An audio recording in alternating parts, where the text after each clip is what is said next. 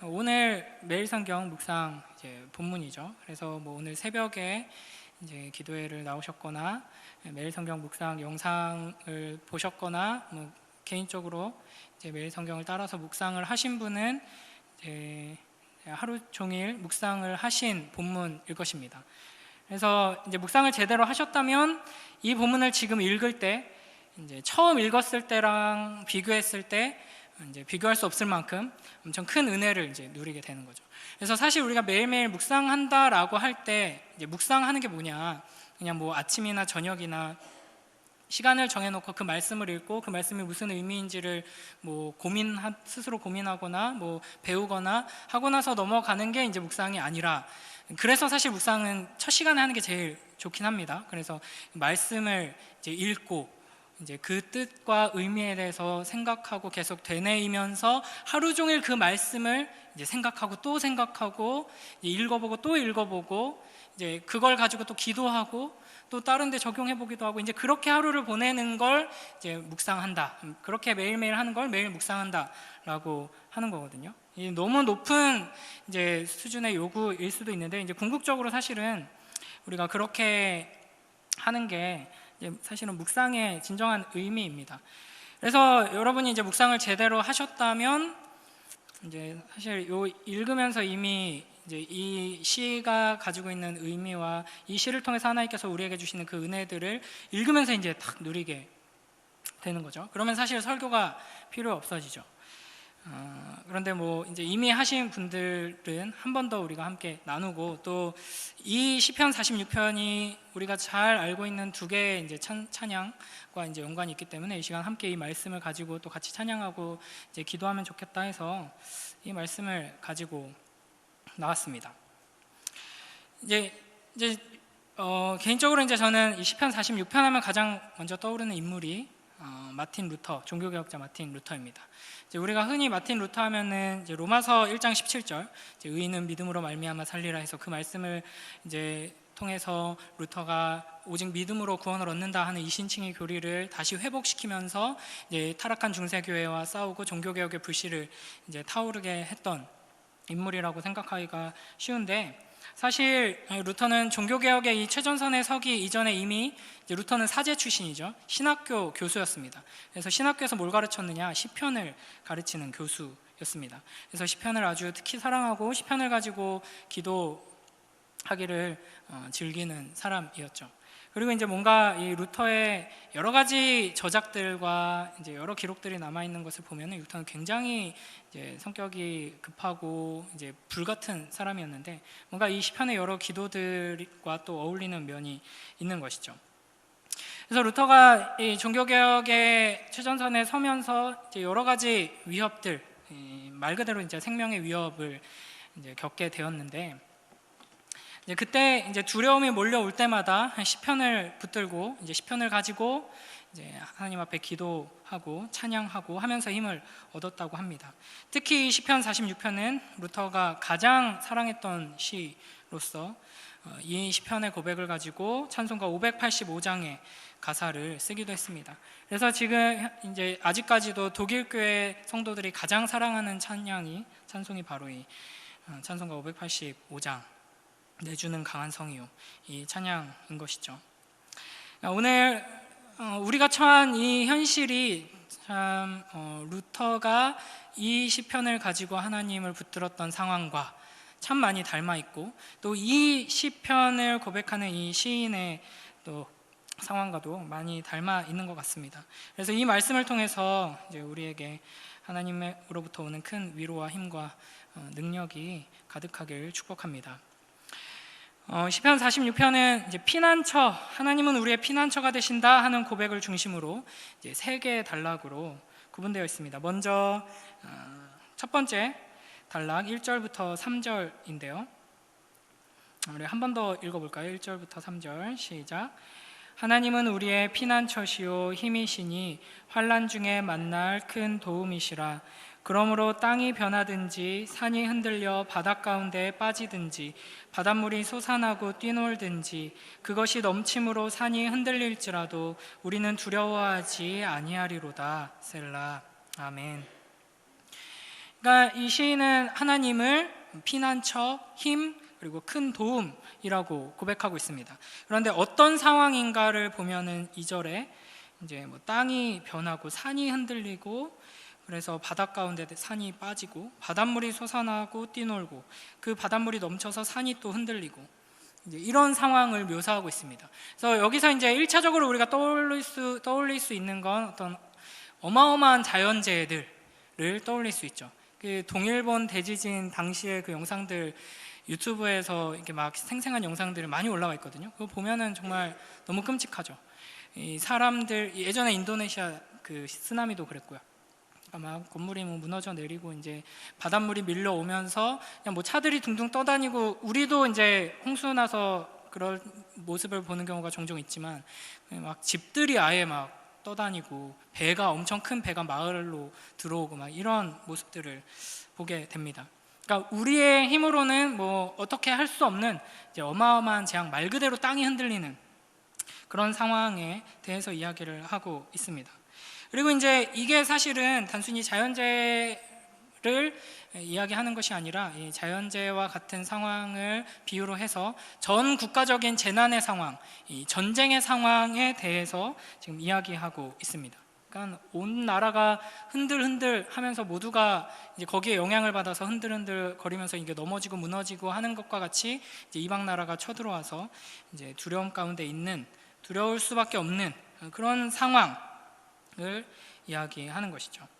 이걸 이제 우리 개인적인 인생 가운데서 이런 땅이 흔들리고 뭐 산이 바다에 빠져버리고 뭐 이런 상황이 뭐가 있는가라고 했을 때, 그러니까 말 그대로 가장 큰 두려움을 느낄 수밖에 없는 위기, 우리가 딛고 서 있는 이 땅, 우리 인생의 기반 자체가 흔들리는 상황이라고 할 수 있는 거죠. 뭐 평생 일구었던 이제 사업이 완전히 쫄딱 망해버린다든지, 뭐 우리 가정이 완전히 해체돼 버린다든지, 내가 꿈꾸고 준비했던 모든 것들이 완전히 무산이 돼버린다든지, 내가 의지하며 사랑하던 이들이 나를 완전 버린다든지 하는 그런 이제 상황들을 이제 이야기한다고 할 수 있습니다. 근데 이런 상황 속에서 이제 뭐라고 고백하느냐? 우리는 두려워하지 아니하리로다. 3절 마지막 부분에. 근데 이게 사실은 히브리어로 보면은 우리는 두려워하지 아니한다 라는 말이 이제 2절 맨 앞에 나옵니다. 그래서 하나님은 우리의 피난처시오 힘이시니 환난 중에 만날 큰 도움이시라 라고 선포하고 나서 우리는 두려워하지 않는다. 하나님이 우리의 피난처시기 때문에 두려워하지 않는다 라고 이제 먼저 또 고백하고 나서 뭐 땅이 변하든지 산이 흔들리든지 우리는 상관없다, 이렇게 지금 고백하고 있는 것이죠. 근데 사실 이제 이전에 2017년이었나요? 포항 지진 났을 때 제가 처음으로 지진을 제대로 느꼈었거든요. 근데 저는 굉장히 충격적이었습니다. 교회 건물 안에 그때 2층에 초등부 방과 후 그 수업하면서 이렇게 있었는데 흔들려가지고 다 뛰어 나왔었거든요. 그러고 나서 굉장히 생각이 많아지고 막 이제 묵상을 하게 되더라고요. 주님만이 반석이시다라는 의미에 대해서 아주 깊이 생각하게 됐습니다. 땅이 흔들린다는 거, 뭐 지진이 뭔지, 뭐 그 지진이 일어나면 어떤 모습인지 뭐 대충 뭐 뉴스로도 보고 많이 듣고 했지만 실제로 그걸 겪고 나니까 이 뭐 안전한 건 아무것도 없구나, 이걸 이제 느끼게 되는 것이죠. 일본 사람들은 얼마나 그걸 더 많이 느낄까 또 생각하게 됩니다. 그러니까 아무리 큰 건물, 아무리 비싼 집, 아무리 견고한 건물에 있다고 하더라도 땅 자체가 흔들리는 것은 이제 막을 수도 없고, 땅 자체가 흔들려 버리면 모두가 다 흔들릴 수밖에 없게 되는 것이죠. 그러나 하나님의 백성들은 이 온 땅이 흔들리는 상황 속에서도 흔들리지 않으시는 피난처 되신 하나님께로 피할 수 있다. 그러므로 우리는 두려워하지 않을 수 있다라는 것입니다. 그러니까 뭐 지금 우리가 처한 상황과도 비슷하죠.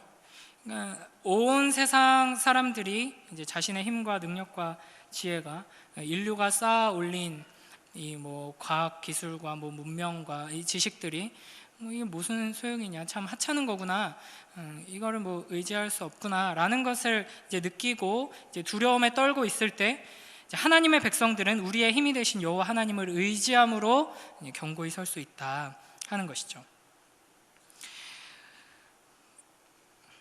그리고 이제 다시 1절에 보면은 우리의 피난처시요 힘이시니, 그 다음에 뭐라고 고백하냐면 환난 중에 만날 큰 도움이시라 라고 고백합니다.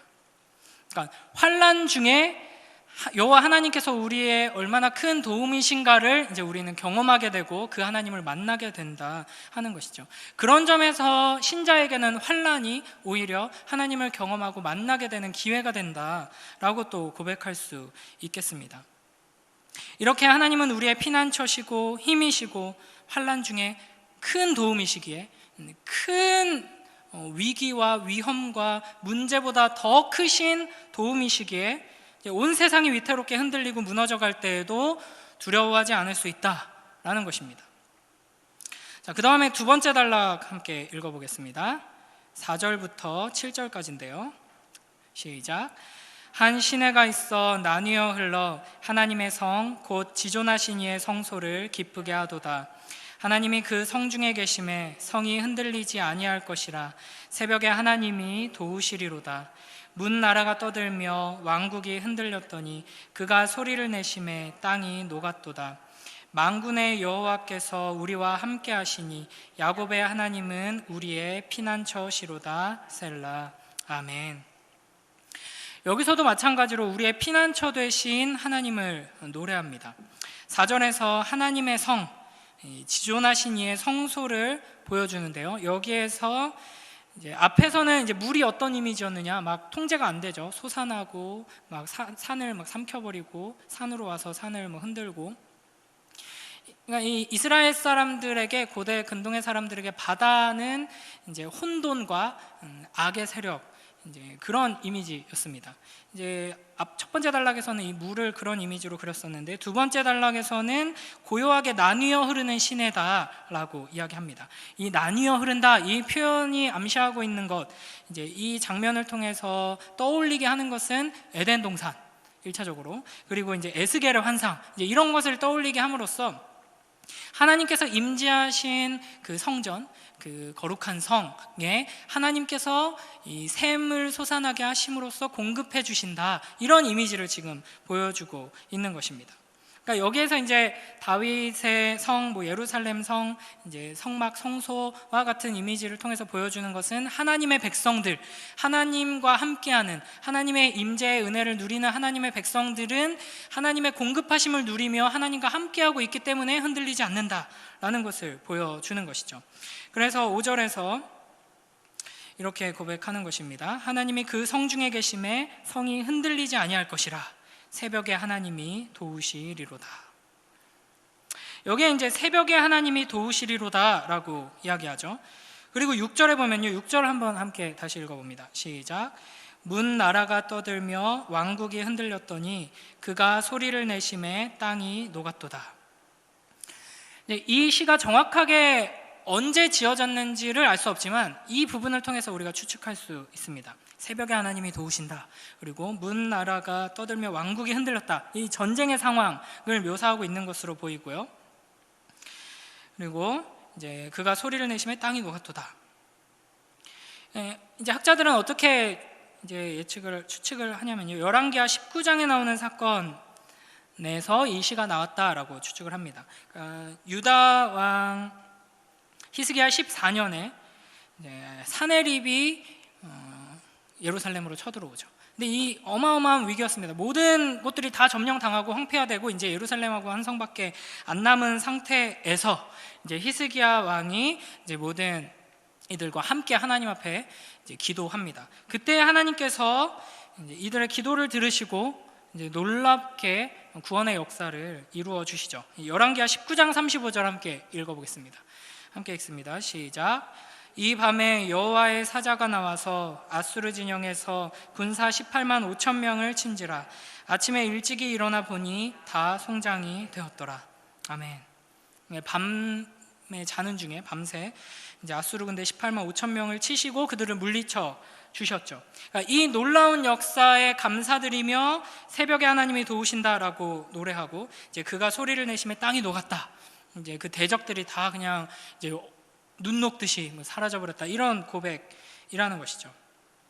그런 점에서 새벽에 이제 하나님이 도우신다, 이 말은 이제 새벽 기도에 나와야지만 도움을 받을 수 있다, 이제 이런 말이 아닙니다. 물론 이제 새벽 기도에 이제 사람들이 잘 나오지 않는 것으로 인해서 이제 성도들의 신앙 건강성에 문제가 될 거라는 노파심에 또 어떤 분들은 이제 이 구절을 가지고 새벽에 부르짖을 때 더 힘이 있습니다, 좀 이제 돌려서 말하죠. 이 구절이 새벽에 나와야 한다는 말입니다, 새벽에 기도할 때 더 들어주신다는 말입니다 라고 이제 말은 안 하지만 이제 새벽에 이렇게 한다라고 하면서 뭔가 그런 쪽으로 은근히 강조하곤 하는데, 제가 이 묵상 준비하면서 뭐 자료들 제가 볼 수 있는 건 이제 다 최대한 보고 막 가능하면은 이렇게 하는데, 은근 좀 그런 분들이 있더라고요. 근데 사실 이제 이 새벽은 이제 깜깜한 가장 이제 어두운 시간이면서 동시에 그 어두운 시간의 끝,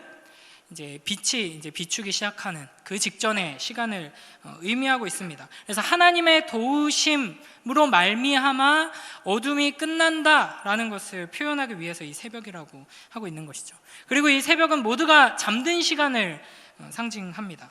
아무도 일하지 않는 시간. 그래서 뭔가 이 문제 앞에서 두려움에 빠진 사람은 잠을 이루지 못하고 있지만 그 누구의 도움도 받지 못하고 홀로 외롭게 끙끙거리고 있는 그 시간을 의미하는 것이죠. 그렇게 아무에게도 도움을 청하지 못하는 이 새벽에, 새벽과 같은 시간에 여호와 하나님께서 일하신다 하는 것입니다. 그래서 또 다시 6절을 보면 이제 아무리 크고 강한 나라의 많은 군대들이 소리치며 흔들어도, 문나라가 떠들며 왕국이 흔들렸다 이렇게 말하죠. 그렇게 흔들어도 여호와 하나님께서 목소리를 내시자 녹아버리고 맙니다. 이것이 하나님의 능력이고 위엄이고 하나님의 말씀의 이제 능력인 것이죠.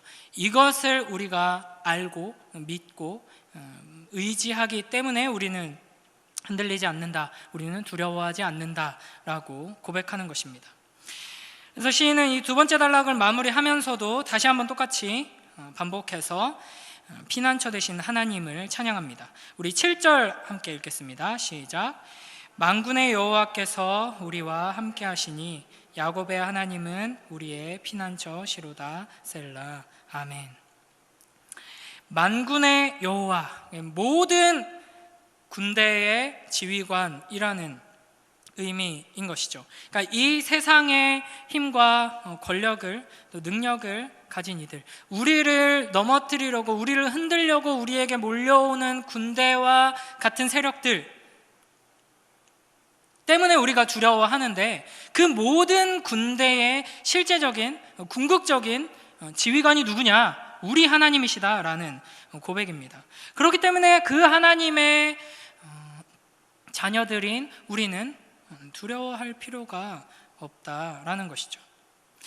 우리 하나님은 교회의 머리이실 뿐 아니라 이 세상의 주인이시고 이 세상의 모든 영역과 모든 분야와 모든 나라의 통치자이시다 하는 것을 우리는 기억해야 합니다. 그 하나님께서 모든 것을 하나님의 뜻대로 주관하시며 이끌고 계신다 하는 것을 우리는 항상 기억하며 믿음으로 바라보며 이제 서야 하는 것이죠.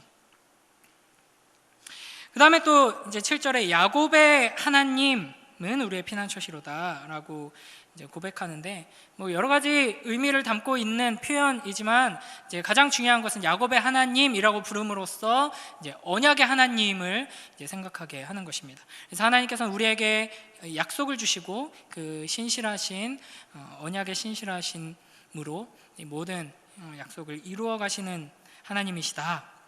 그래서 그 하나님의 약속, 하나님의 말씀을 우리가 붙들고 의지할 때 우리는 주님을 신뢰할 수 있고 두려워하지 않을 수 있다라는 것이죠. 그 다음에 마지막으로 우리 세 번째 단락입니다. 8절부터 11절까지 함께 읽겠습니다. 시작. 와서 여호와의 행적을 볼지어다. 그가 땅을 황무지로 만드셨도다. 그가 땅끝까지 전쟁을 쉬게 하시며 활을 꺾고 창을 끊으며 수레를 불사르시는도다. 이르시기를 너희는 가만히 있어 내가 하나님 됨을 알지어다. 내가 문나라 중에서 높임을 받으리라. 내가 높임을 받으리라 하시도다. 만군의 여호와께서 우리와 함께 하시니 야곱의 하나님은 우리의 피난처시로다. 셀라. 아멘.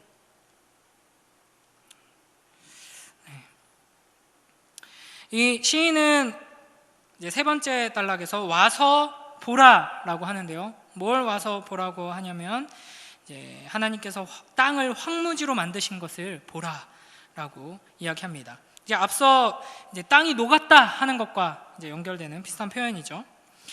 이 땅에 하나님 나라의 대적들을 모두 물리치고 파괴시키셨다라는 것을 의미합니다. 그러나 우리 하나님은 단순히 파괴로 끝내시는 분이 아니시죠. 이 세상의 악한 자들을 심판하시고 물리치심으로써 이 땅을 회복시키는 다시 평화를 세우시는 일을 하십니다. 그래서 이제 8절에서 황무지로 만드셨도다 라고 하고 나서 9절에서 그가 땅끝까지 전쟁을 쉬게 하시며 활을 꺾고 창을 끊으며 수레를 불사르시는도다 라고 말합니다. 이사야 2장 4절에서 그가 열방 사이에 판단하시고 많은 백성을 판결하시고 무리가 그들의 칼을 쳐서 보습을 만들고 창을 쳐서 낫을 만들고 이렇게 이제 말씀하신 것처럼 하나님께서는 악인들을 심판하시고 파괴해서 황무지로 만드는 것 자체가 목적이 아니시고 그렇게 끝내지 않으시고 그러한 하나님의 심판을 통해서 하나님의 백성들을 구원하시면서 하나님의 백성들 가운데 참된 평화가 회복되게 하시고 하나님 나라의 아름다움이 다시 세워지게 하신다는 것이죠. 그래서 이어서 10절에서 우리가 또 찬양으로 자주 고백하는 그 유명한 구절이 등장합니다. 너희는 가만히 있어 내가 하나님됨을 알지어다. 내가 문나라 중에서 높임을 받으리라. 내가 세계 중에서 높임을 받으리라. 그래서 이제 주님께서는 우리에게 와서 보라 하시고 그 다음에 가만히 있어라 라고 하십니다.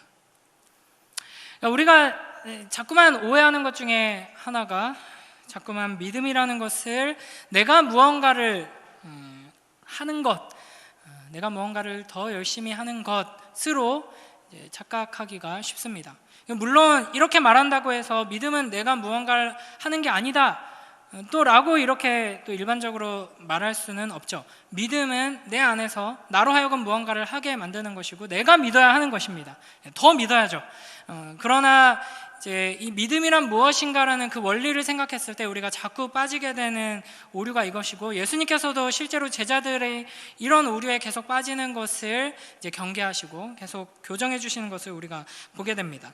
그래서 얼마 전에 우리가 묵상했던 누가복음 17장 보시면요, 17장 이제를 시작하면서 이제 예수님께서 제자들에게 아주 어려운 요구를 하십니다. 너희가 사랑해야 하고 아주 작은 자를 실족하지 않게 해야 하고 용서해야 하는데 작은 자를 만약에 니네가 실족하게 한다 그러면 너네는 그냥 연자맷돌 목에 달고 바다에 던져져서 죽는 거 그게 훨씬 나을걸? 이 엄청 무서운 경고거든요. 그리고 이제 용서해야 되는데 만약에 이제 너희를 또 누군가 실족하게 해도 너희는 용서해야 된다. 근데 얼만큼 용서해야 되냐? 하루에 7번씩이라도 용서해야 된다. 그러니까 하루에 7번씩 용서하라는 것은 이제 끝까지 계속 용서하라는 것이고 우리가 그것을 실제로 잘 생각해 보면 어떤 사람이 그러니까 어쨌든 회개하는 거거든요. 회개해야지 용서를 할 수 있는 건데 너 경고하고 해서 회개를 했는데 또 와가지고 그 잘못을 하고 또 경고를 받아서 회개하고 이게 7번 반복된다는 것은 이용하고 있는 거죠. 그 사람이 의도적으로 하지 않는 이상 그러니까 우리는 그렇게 생각할 수밖에 없죠. 내가 이렇게 경고하고 용서해 줬는데 또 저런다고 또 저런다고 하루에 7번이나 저런다고?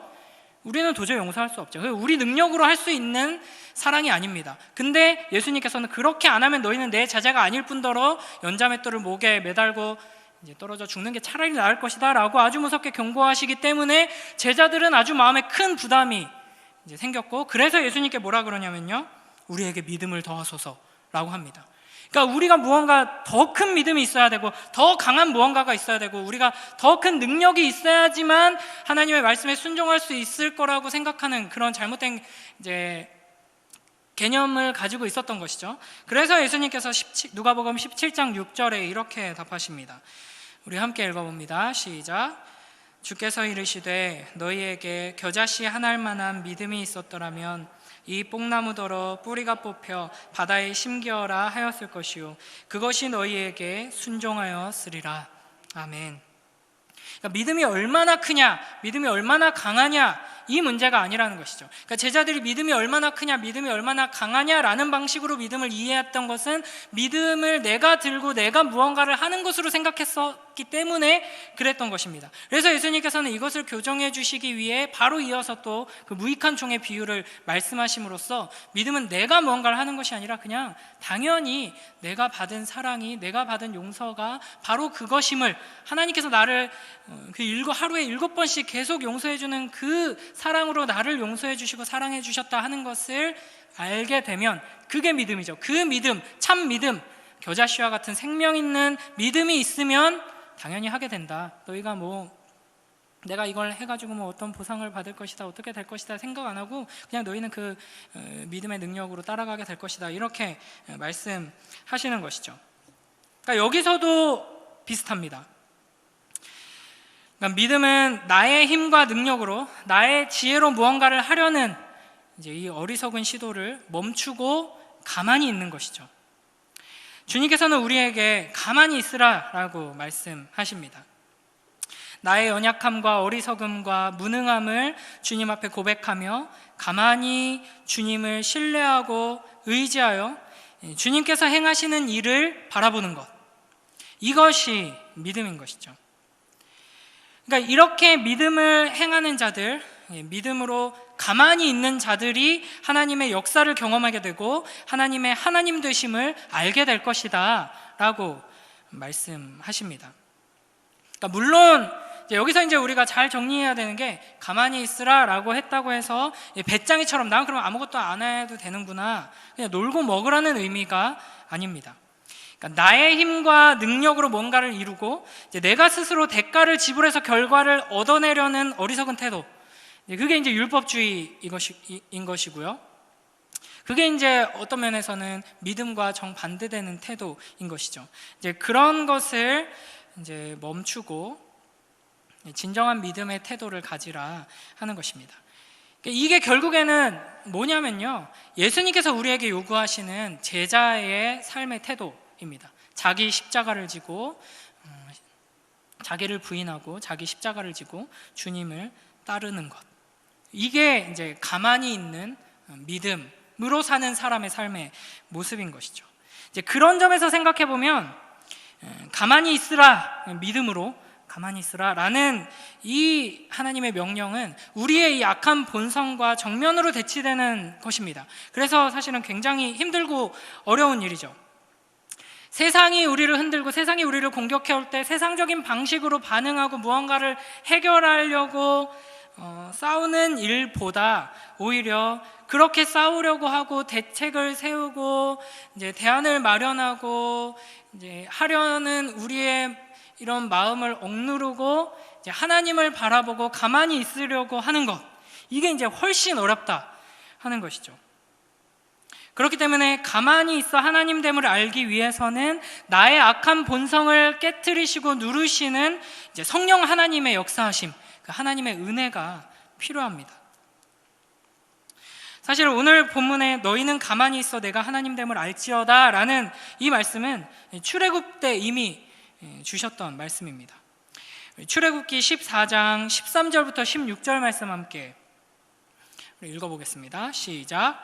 모세가 백성에게 이르되 너희는 두려워하지 말고 가만히 서서 여호와께서 오늘 너희를 위하여 행하시는 구원을 보라. 너희가 오늘 본 애굽 사람을 영원히 다시 보지 아니하리라. 여호와께서 너희를 위하여 싸우시리니 너희는 가만히 있을지니라. 여호와께서 모세에게 이르시되 너는 어찌하여 내게 부르짖느냐. 이스라엘 자손에게 명령하여 앞으로 나아가게 하고 지팡이를 들고 손을 바다 위로 내밀어 그것을 갈라지게 하라. 이스라엘 자손이 바닷 가운데에서 마른 땅으로 행하리라. 아멘. 여기서도 가만히 있으라고 말씀하시죠.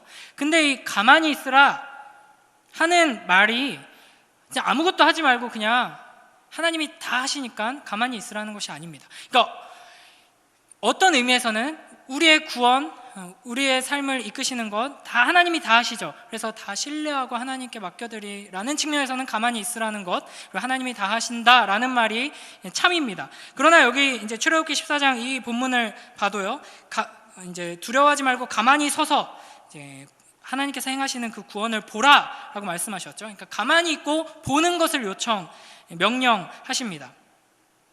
그리고 나서 이제 여호와께서 너희를 위하여 싸우시리니 너희는 가만히 있을지니라 또 말씀하십니다.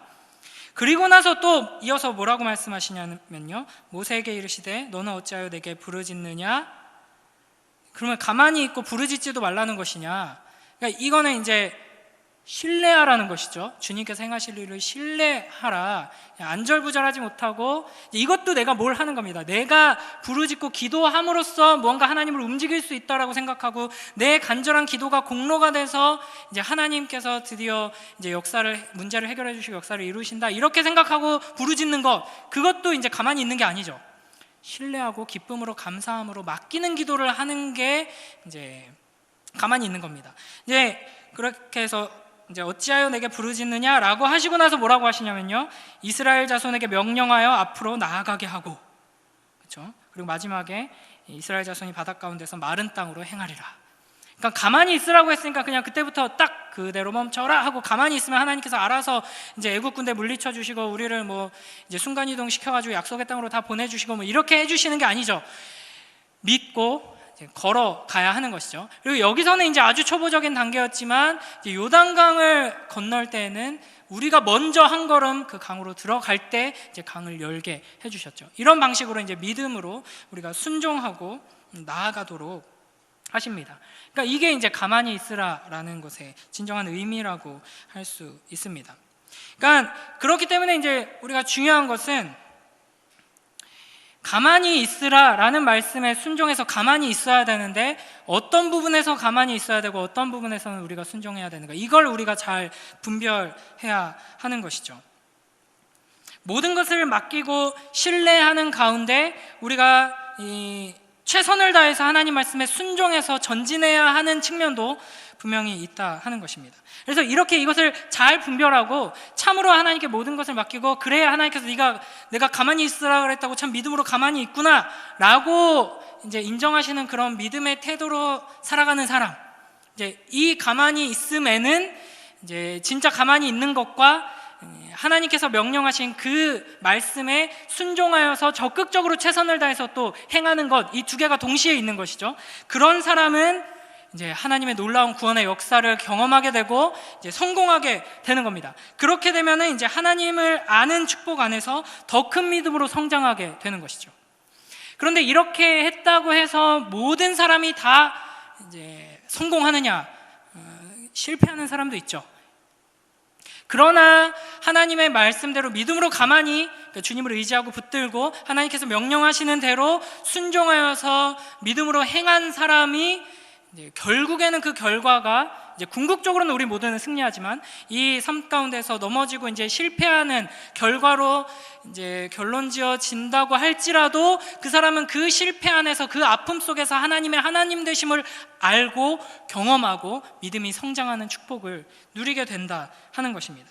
근데 이제 반대로 주님께 맡기고 이제 신뢰해야 하는데, 가만히 있으라 했는데 이제 자기는 그게 이제 믿음이라고 착각하고 이제 막 발버둥 치는 거죠. 어떻게든 자기 힘으로 능력으로 하려고 하고, 우리 눈으로 볼 때는 더 하나님을 붙들고 의지하는 모습처럼 심지어는 보이는 사람도 하나님 기준으로 봤을 때는 쟤 가만히 있으라 그랬는데 저렇게 가만히 못 있고 발버둥 치고 있네 라고 보이는 사람이 있을 수도 있고요. 이제 우리 눈으로 볼 때도 하나님을 의지하지 못하고 어떻게든 세상적인 방식으로 자기 의로 자기 능력과 지혜로 이제 발버둥 치는 사람이 있을 수 있습니다. 이제 그런 사람이 그 문제를 해결하게 되고 성공하게 되었을 때 어떻게 될까요? 다행이다. 그래도 이제 어떻게든 이제 막 발버둥 치고 가만히 있으라 그랬는데 가만히 있지 않았지만 성공했네. 감사하네. 절대 그렇지 않습니다. 이 가장 무서운 끔찍한 결과입니다. 믿음이 무엇인지를 이 사람은 이 세상이 흔들리고 자기의 삶의 기반이 흔들리는 위기를 경험하고 나서도 하나님이 누구신가? 하나님이 우리를 어떻게 도우시는가? 하나님이 우리에게 요구하시는 가만히 있는 이 믿음이 무엇인가를 배우지 못하고 넘어가게 되는 것이죠. 그러면 이 사람은 다음에 또 막 흔들리고 세상이 공격해 올 때 어떻게 반응하게 될까요? 똑같이 또 발발발 거리면서 뛰어다니고, 하나님은 계속 가만히 있으라 하시는데 이제 막 휘저으면서 다니다가 하나님을 경험하지 못하고, 이렇게 반복되면 점점 더 하나님에게서 멀어지게 되는 것입니다.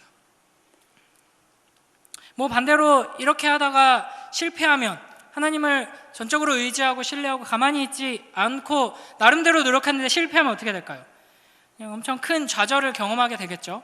그러니까 이거는 이제 신자의 경우에서 이야기하는 겁니다. 이 믿음이 있다고 하면서도, 하나님을 의지한다고 말로는 하면서도 실제로 하나님을 전적으로 의지하지 못하고 이제 자기 나름대로 막 이렇게 하다가 결국에는 실패했어요. 그러면 어떻게 될까요?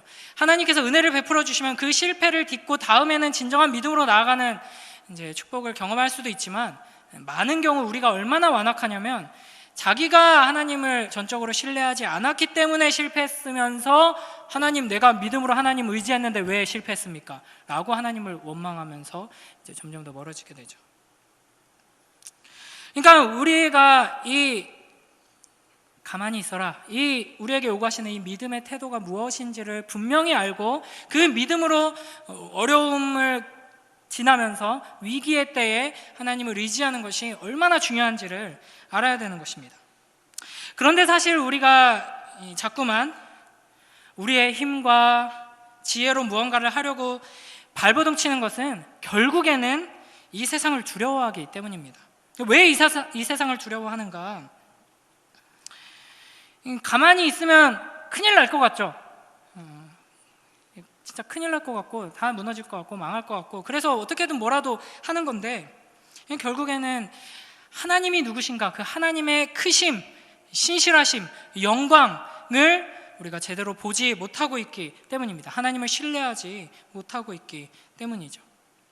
그래서 우리 앞에 닥친 이 문제보다 비교할 수 없을 만큼 훨씬 더 크신 그 하나님을 우리가 보지 못하고 있기 때문에, 우리가 눈을 감고 있기 때문에 결국에는 세상을 두려워하고, 세상을 두려워하기 때문에 하나님을 온전히 신뢰하지 못하고, 하나님을 온전히 신뢰하지 못하기 때문에 하나님을 온전히 신뢰하는 자에게 역사하시는 그 하나님의 놀라운 역사를 경험하지 못하고, 그 경험이 없기 때문에 우리가 정말 믿음으로 나아가며 이 세상 가운데 하나님의 그 아름다우심을 드러내어 보여주지 못하고 있는 것입니다. 그래서 결국에는 우리는 간절히 하나님의 은혜를 구하며 하나님을 보게 하여 주시옵소서, 하나님 말씀 앞에 부지런히 나와서 주님의 그 은혜를 간절히 구해야 하는 것입니다. 그래서 우리 앞에 놓인 이 문제보다 크신 하나님을 보는 은혜가 우리에게 있길 주님의 이름으로 축복합니다. 이 세상보다 강하신 하나님을 의지하는 우리 모두가 되길 주님의 이름으로 축복합니다.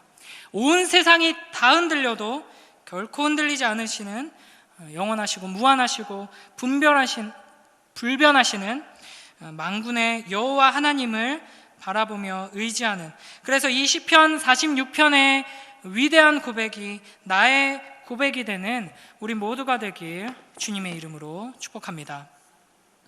이 시간 우리 함께 찬양할 때 찬송가 585장을 찬양하려고 하는데요, 이게 루터가 작곡한 찬양입니다. 이 루터가 어떤 상황에서 이 찬양을 작곡했는가를 생각하면서 이 가사를 보면 훨씬 더 그 은혜가 배가가 됩니다. 그러니까 루터가 종교개혁을 이제 시작하고 이제 여러 가지 계속되는 위협 앞에서, 생명의 위협 앞에서 위태로운 상황이 계속되었습니다. 근데 사실은 루터 이전에도 수많은 종교개혁자들이 있었습니다. 하나님 말씀대로 설교하고 하나님 말씀대로 살고 하나님 말씀대로 믿었던 사람들이 있었는데, 이 루터 이전까지는 그런 사람들이 다 어떤 결과를 맞이했는가, 이제 타락한 중세 교회에 의해서 화형당하거나 이제 쫓겨나거나 죽임을 당했죠. 그런데 이제 이때쯤 해서 하나님께서 또 여러 가지 은혜를 베풀어 주셔서 이제 루터는 그 당시 독일의 여러 제후들, 로마 교회의 반계를 들고 있는 독일 제후들의 보호를 받으면서 이제 좀 활동을 이어갈 수 있었습니다. 근데 그게 이제 어느 정도 한계가 있죠. 그래서 보름스 회의라는 이제 이단 정죄하는 이 회의가 이제 열리게 됩니다. 그래서 이제 소환장이 날라오죠. 근데 루터의 동료들이 모두 가지 말라고 반대합니다. 너 가면 죽는다. 가면 이단으로 정죄돼서 화형당하든지 가자마자 죽든지 가는 길에 죽는다. 그런 상황이었습니다. 거기를 가기 전에 루터가 시편 46편으로 기도하고 찬양하다가 이 가사를 쓴 것입니다. 이 가사를 보면은 굉장히 말 그대로 목숨을 걸고 목숨을 바치기를 각오하고 나아가는 그 루터의 용감한 고백이 담겨 있습니다. 이런 상황들을 생각하면서 또 시편 46편의 이 고백들이 가지는 그 의미들을 우리가 생각하면서 이 시간 힘차게 내주는 강한 성유 함께